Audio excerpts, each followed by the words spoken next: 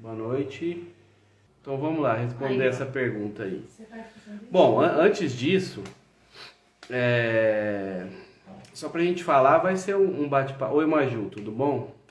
Vai ser um bate-papo aí bem descontraído pra gente, como a gente tá em folga hoje do terreiro, do trabalho físico lá, físico que eu digo, da nossa presença lá no terreiro, do atendimento, dos médiuns. Então a gente resolveu fazer esse bate-papo aqui, essa conversa, para a gente não perder o foco da espiritualidade, né? Que eu acho que é o fundamental para a nossa caminhada, para nos fortalecer, para nos dar bastante axé, para a gente continuar seguindo o nosso caminho, né? Bom, então vamos lá, vamos começar esse bate-papo. A gente tem algumas perguntas para serem respondidas. Vamos ver, eu também não sou o dono da verdade também, mas o que eu puder responder, responderei. O que eu não souber, peço a ajuda de vocês aí, de quem souber, tá? Bom, a pergunta foi... em relação à incorporação, todo mundo consegue desenvolver ou não necessariamente? Bom, a questão da mediunidade, ela é individual. A mediunidade, ela não é igual para todos. Cada um desenvolve uma mediunidade de uma forma. E na verdade, nós já na encarnação, nós já vamos vir para essa terra já definidos que devemos seguir o espiritual. Mas o livre-arbítrio é nosso. E nós vamos seguir ou não essa caminhada espiritual. Muitas encarnações são interrompidas, pois a pessoa se desvia, perde o caminho, e para que se aconteça uma nova encarnação, para que ela consiga entrar no caminho novamente, tá? Porém, quando o desenvolvimento da mediunidade se dá através de uma pessoa, de um médium, ele é individual e é diferente para cada um. A incorporação, ela se dá diferente para cada um. A mediunidade da visão, da audição, ela é diferente para cada um. E cada um desenvolve um sentido de mediunidade diferente do outro. Então, assim, não tem um padrão. Não tem um padrão. Todas as mediunidades são diferentes, tá? Todos que trabalham no terreiro vão desenvolver a incorporação? Não. Tem médiuns que não vão incorporar. Tem médiuns que são necessários para outro tipo de situações, tá? Então, não se algum médium que trabalha em alguma casa ou na nossa casa e não sente energia, não consegue sentir para uma incorporação, não fiquem chateados, porque na verdade a incorporação é uma forma de mediunidade que nós temos, tá? E nem todos vão desenvolver essa mediunidade de incorporação, certo? E também tem o lance de assim, se todos incorporassem, como que a gente vai fazer? Se todos incorporassem, a gente não teria Cambone, a gente não teria Ogã, a gente não teria outros médios que auxiliam em outros tipos de situações. Os guardiões. Então a gente não teria outros médios que iriam auxiliar em outros tipos de situações. Então, assim, é uma coisa bem interessante isso e bem prática mesmo do negócio. A gente tem que ter médios de todos os sentidos, tá? Uma próxima pergunta. Por que na gira de Exu o nosso corpo fica diferente durante a semana? É normal ou não? Isso também é individual, tá? De cada um. O desgaste físico e em alguns casos até um desgaste psicológico, ele pode acontecer por uma incorporação, não necessariamente pela incorporação, mas sim pela densidade do trabalho. Então, quanto mais denso o trabalho, quanto mais negatividade que as pessoas de fora possam trazer, quanto mais sentimentos densos possam aparecer ali durante o trabalho, mais esse trabalho fica pesado, tá? E o corpo, o nosso corpo, pode sentir esses tipos de energia. Porque eu venho falando há algum tempo, e acho que, se eu não me engano, nessa semana, num estudo nessa semana, eu citei, e já tinha citado em outros lá atrás, que o nosso corpo é formado, quando nós vamos encarnar, a gente recebe 7 corpos diferentes, tá? E dentro desses 7 corpos, cada um tem uma função dentro do nosso organismo. Além do corpo físico, que é um dos corpos, a gente tem mais 6 que vão se agregar e vão fazer parte. A gente tem o corpo mental superior, corpo mental inferior, a gente tem o corpo físico, o etéreo físico, a gente tem ali toda uma composição que vai dar toda a nossa composição, tanto na parte material, física, quanto na parte espiritual. E essas energias que a gente sente, que nós vamos sentir, vai se acumulando em alguns corpos que nós temos, principalmente nos corpos mentais inferiores e no corpo astral inferior, tá? Então, esse corpo astral inferior está intimamente ligado com a materialidade, que daí vem o corpo etérico físico e o corpo físico, e o corpo astral superior está ligado com a espiritualidade, que daí vem o mental inferior, mental superior e assim por diante. Então a gente tem ali o acúmulo de energia nesses 2 corpos, que fazem parte da nossa composição como pessoas e como espíritos, tá? Mais uma pergunta aqui. Os nossos guias nos escolhem? Somos escolhidos de acordo com a nossa missão? Como isso acontece? Bom, na verdade, todos os espíritos que encarnam, mesmo aqueles médiuns ou que não são médiuns ou que não vão seguir a espiritualidade na sua forma de religiosidade da Umbanda ou do Espiritismo, vão seguir uma outra religiosidade, tem um acompanhamento de um espírito que acompanhará vocês a vida inteira, que a gente costuma chamar de anjo da guarda, né? Então, o famoso anjo da guarda é aquele espírito que vai te acompanhar desde quando você vai descer para a encarnação até você desencarnar e voltar para o mundo espiritual. Então, esse anjo da guarda vai te acompanhar, tá? E ele pode ser, na verdade, um guia ou um protetor que no seu desenvolvimento de mediunidade pode trabalhar com você ou não, certo? Então, assim, nós somos escolhidos? Sim. Nós somos escolhidos por alguns espíritos, por afinidade que nós temos. Por exemplo, eu fiquei sabendo, numa conversa aí informal, né, com que o meu guia, os guias que trabalham comigo, eles estão comigo há várias encarnações. Nós somos amigos espirituais. Então ali os que eu trabalho junto, o seu Águia Verde, o Pai João, enfim, todos os guias que ali e protetores que trabalham comigo, nós somos amigos espirituais. Então eles me escolheram para me acompanhar nessa vida. Mas eu poderia não ter trabalhado na Umbanda, eu poderia ter seguido um outro caminho, porque é meu livre-arbítrio. Eles estariam próximos a mim, mas não desenvolvendo o trabalho espiritual. Ou aquilo que eu falei anteriormente, eles poderiam cessar a minha encarnação para eu voltar numa próxima e sim tomar o caminho correto, tá? Então, assim, de acordo com a missão realmente que os guias vêm, que cada um traz uma missão a ser traçada, uma missão a ser cumprida, e cada guia vem acompanhando para te auxiliar nessa missão, tá? Então é basicamente assim que acontece. Foi mandado assim: eu tenho para nós, da corrente, é fundamental fazermos o preceito para irmos à gira. E para o consulente, é obrigatório também? Obrigatório não, mas necessário seria. Tá? É perfeito, né?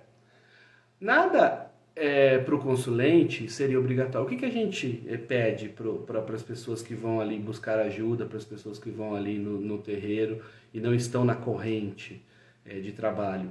Para que elas vão com o coração aberto, com a mente aberta, com positividade, com tranquilidade, por mais que os problemas sejam sérios e graves, tá? Mas que elas possam chegar ali com positividade, com alegria, com o coração aberto, com a mente aberta, tá?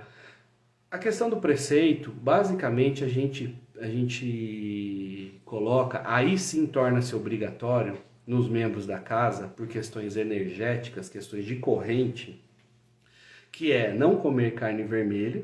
Tem algumas casas também que não comem nem peixe, nem frango. No Márcio não tá? pode. Uhum.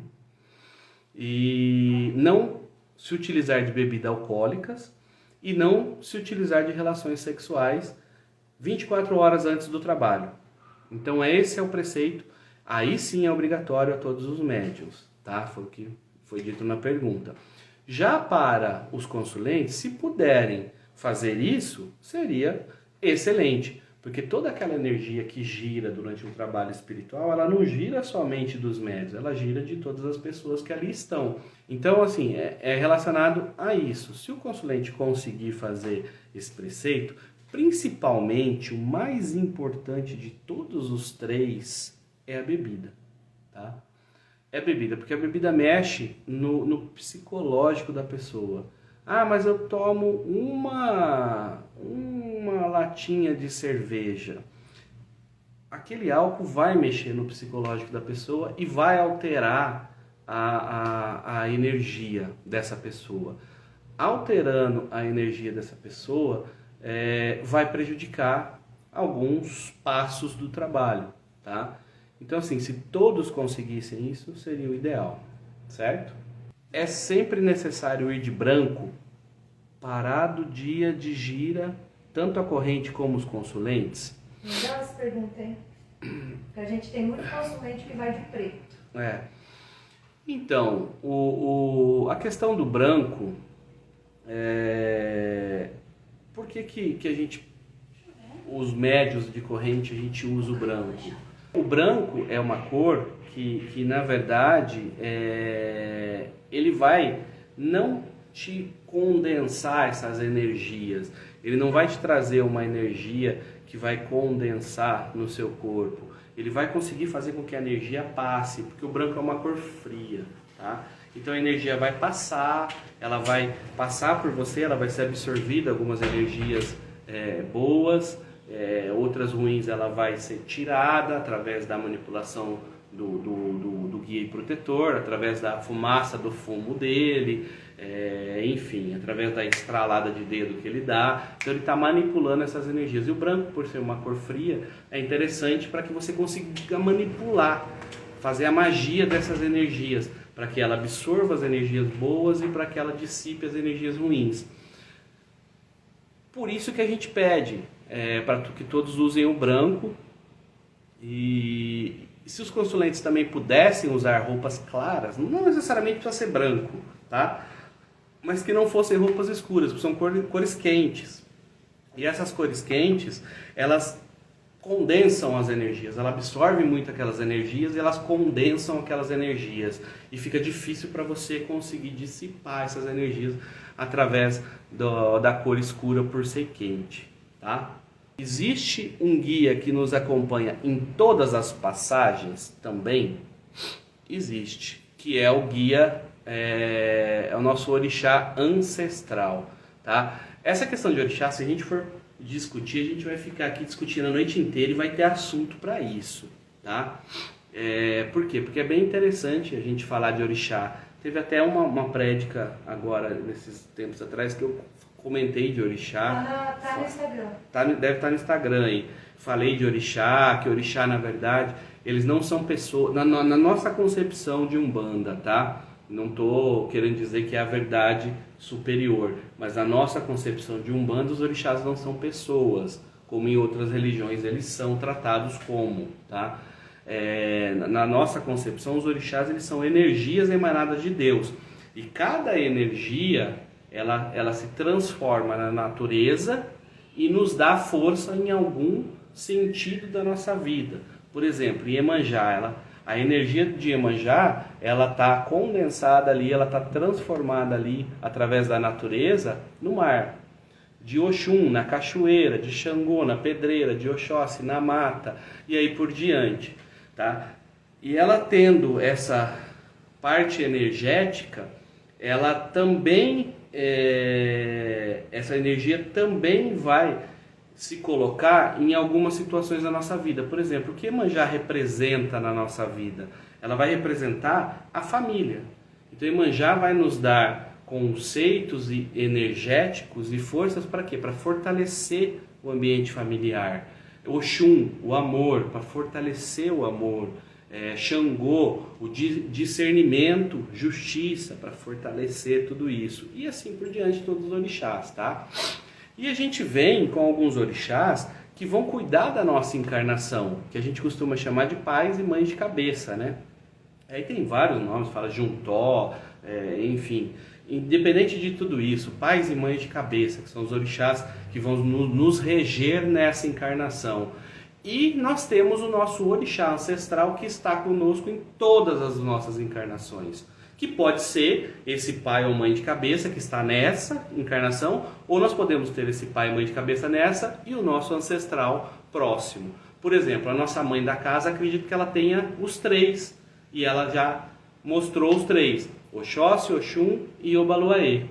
Tá? Obaluaê é meu ancestral. Obaluaê provavelmente seja o ancestral dela. Provavelmente não. Provavelmente não, ela tá falando. Tá brigando aqui comigo. Como ela sempre briga, manda eu parar e tal, mas enfim. Então é isso que acontece, tá? Não sei se eu me fiz claro, qualquer dúvida vocês vão falando aí, vão perguntando, tá bom?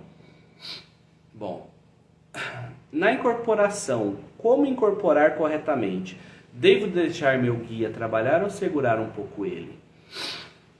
A incorporação, ela não tem um livro de passo a passo. Olha, primeiro você fecha os olhos, segundo você deixe seus braços para baixo. Não tem um guia prático de incorporação, não existe.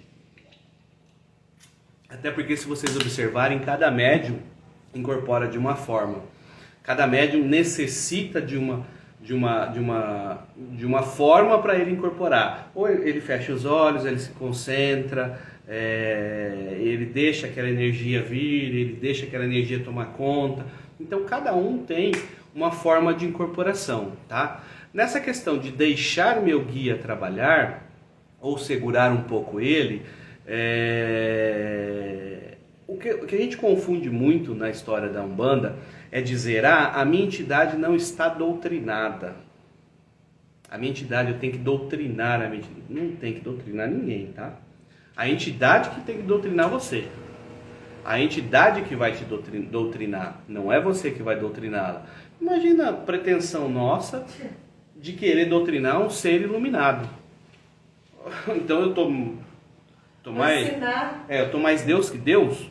Não, então a nossa entidade não precisa ser doutrinada. Quem precisa ser doutrinado somos nós no quê? Quê? Não, bem, pode continuar. A gente está acertando as perguntas aqui, continue. Tá.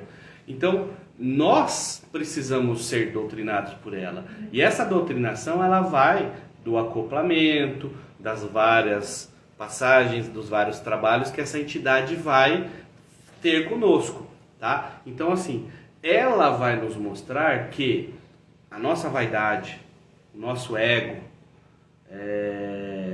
a nossa...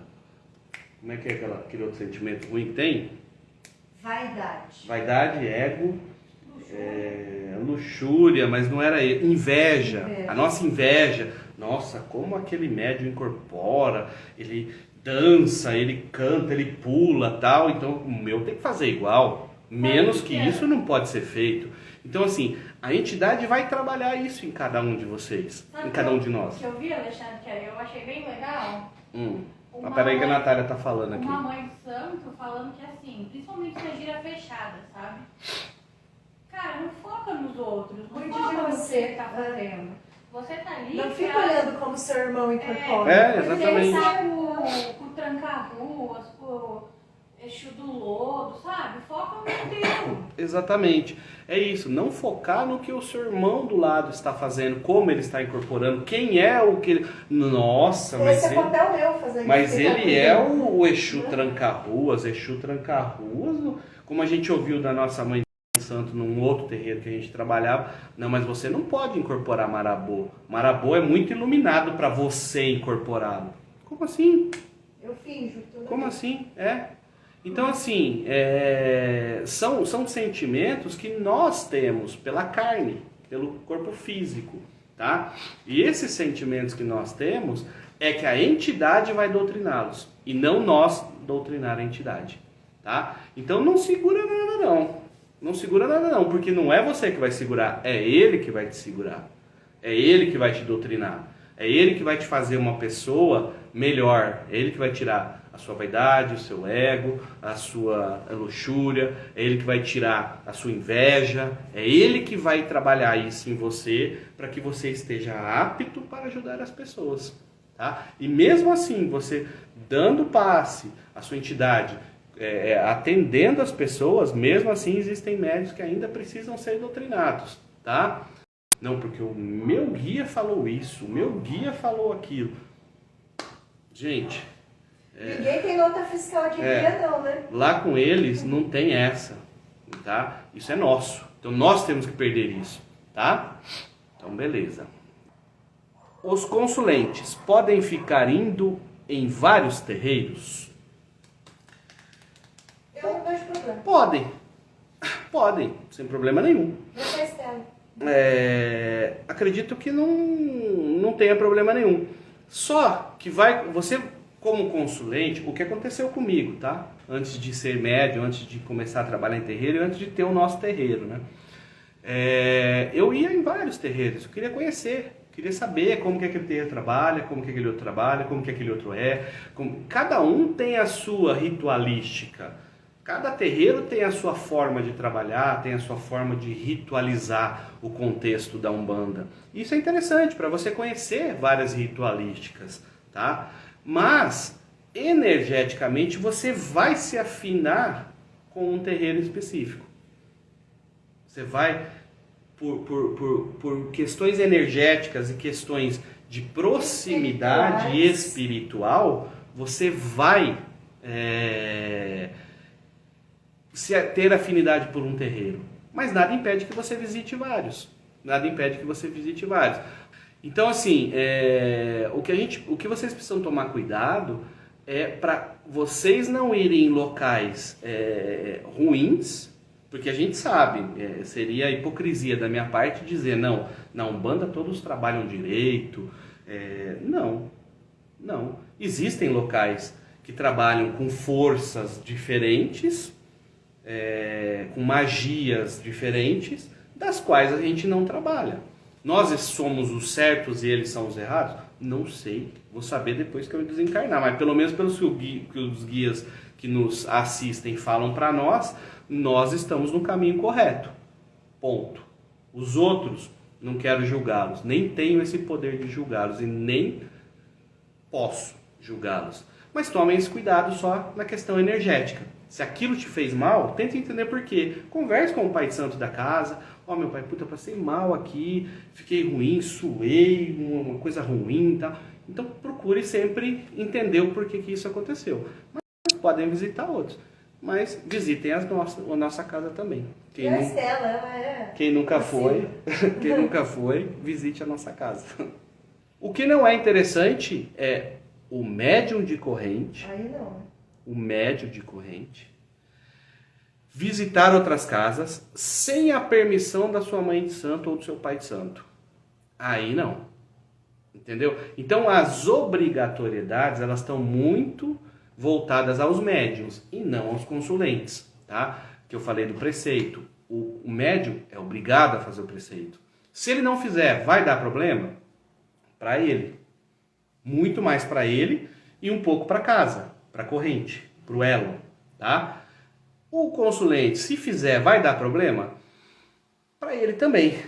Ele vai estar mais limpo se ele tiver com o preceito feito, tá? E a mesma coisa dessas visitas, tá? Se você quiser toda semana visitar um terreiro, não tem problema.